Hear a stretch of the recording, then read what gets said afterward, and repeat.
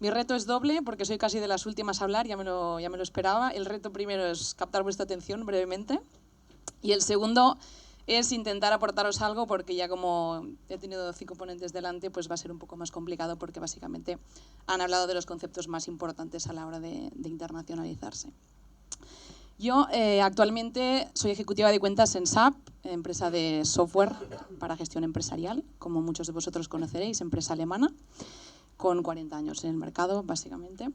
Pero mi experiencia que quería compartir con vosotros a día de hoy es una experiencia pasada, que fue como consultora de comercio internacional para la Generalitat en Estados Unidos, ¿vale? Que es una experiencia que tuve anteriormente y que a día de hoy me sirve bastante para asesorar a mis clientes en SAP en su proceso de expansión internacional, ¿vale? Y cómo afrontan esto desde el punto de vista tecnológico. Quería remarcaros, desde esta experiencia que tuve, trabajando en Estados Unidos, y es uno de los mercados más maduros y más difíciles del mundo a la hora de entrar con los productos y a la hora de afrontar una expansión internacional, quería explicaros un poco mi experiencia allí y remarcaros 3 conceptos para mí claves, que muchos ya se han hablado, pero bueno, los quería resumir y aportaros mi experiencia.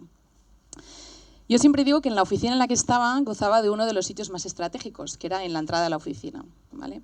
Para que os doy un poco de información de cómo funciona. La Generalitat tiene distintas oficinas en el extranjero, en básicamente 30 países del mundo, en las principales economías, y desde ahí lo que hacen es asesorar a empresas, normalmente pequeñas o medianas, en su proceso de expansión internacional.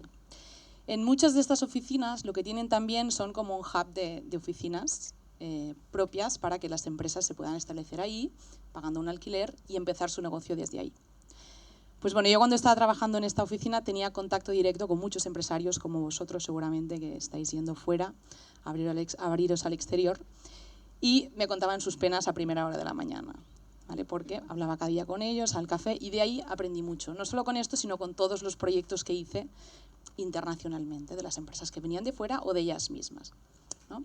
Entonces, de todo esto aprendí una serie digamos, de los consejos más básicos y más informales, y que eran los problemas que eran sus dolores de cabeza diarios, ¿vale?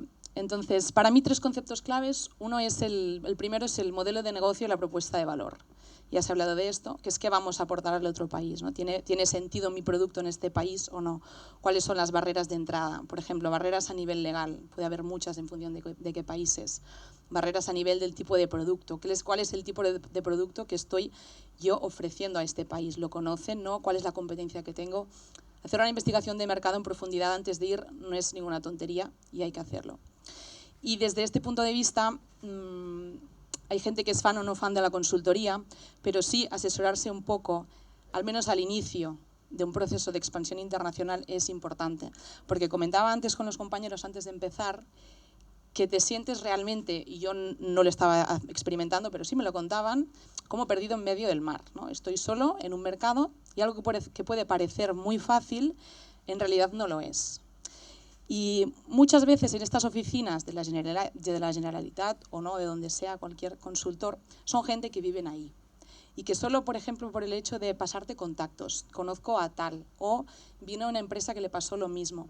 Todo este tipo de cosas, cuando se trata de una empresa pequeña, mediana, que no goza de muchas veces recursos económicos como para poder equivocarse, son importantes, ¿no? Porque te guían y al menos tienes cómo empezar tu andadura internacional en otro país.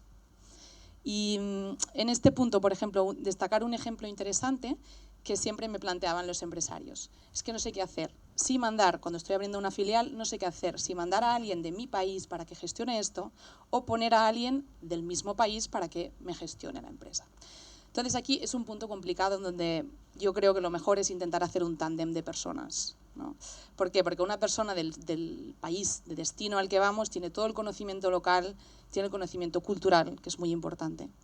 Pero muchas veces pone en riesgo cómo nosotros podemos fiarnos de que esa persona nos lleve el negocio, ¿no? Porque depende de las culturas, pues puede ser que nos podemos fiar más o menos de esa persona. Entonces muchas veces el empresario podía pecar de decir, no, mando el de aquí, que es el que tengo confianza, que este me lo lleva perfecto. Pero luego este llega allí y está más perdido también que como tú llegas allí estás perdido. Entonces, hacer el tándem entre estos dos tipos de personas, quizás una persona más dedicada a la administración o al tema más legal, de constitución de la empresa, y que siempre vaya de la mano de la otra persona. Podría poner muchos más ejemplos, luego si hablamos, se me vendrán a la cabeza más proyectos que hice. El segundo punto que quería mencionar y que ya se ha hablado es la escalabilidad.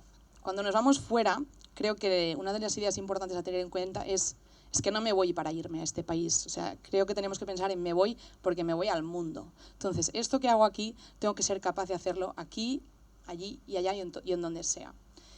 Y es importante aprender de los errores y del camino. Y por tanto, llevar como un track, un seguimiento de todo lo que estamos haciendo. ¿Por qué me he equivocado aquí? Porque, por ejemplo, he llegado ahora y quizás tenía que haber empezado 3 meses antes a seleccionar al personal. O no sabía yo que para constituirme necesitaba 6 meses, 1 año. Hay una serie de cosas que podrían ser mejores prácticas que una propia empresa, en el mismo momento que está inmersa en todo este proceso, en esto no piensas, pero pensar en hacer como un decálogo o lo que sea de, oye, todos estos puntos hay que tenerlos en cuenta, aunque sea brevemente, para cuando me vaya a otro país, porque seguramente me va a servir. Y el último punto, también importante e interesante desde el punto de vista tecnológico, es la infraestructura, ¿no? Infraestructura en muchos casos tecnológica.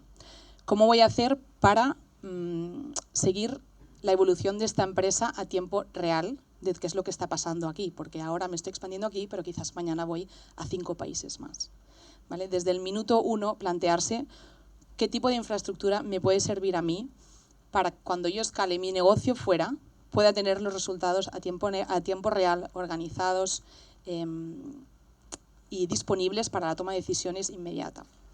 Y en este punto de aquí también es importante la infraestructura, temas que quizás que son obvios, pero que cuando tenemos que tener en cuenta tantísimas cosas se pueden olvidar. Los diferentes tipos de moneda, las consolidaciones a nivel fiscal, todos los temas contables, las contabilidades cambian en los países, se tienen que hacer consolidaciones de los resultados. Todo esto es un punto importante a nivel de infraestructura tecnológica y que las empresas tienen que tener muy, muy en cuenta. Entonces, mi exposición hasta aquí. Hice bastantes proyectos para empresas de distinto tipo, desde trabajar con directores de cine que exportan sus proyectos audiovisuales, hasta empresas de mallas para envolver productos, hasta empresas de prótesis, y en un mercado o en la zona geográfica que cubría era Estados Unidos, Centroamérica y el Caribe. Entonces, es muy distinto el Caribe que Estados Unidos, y es muy distinto Florida, que es donde estaba, de Silicon Valley, de Nueva York.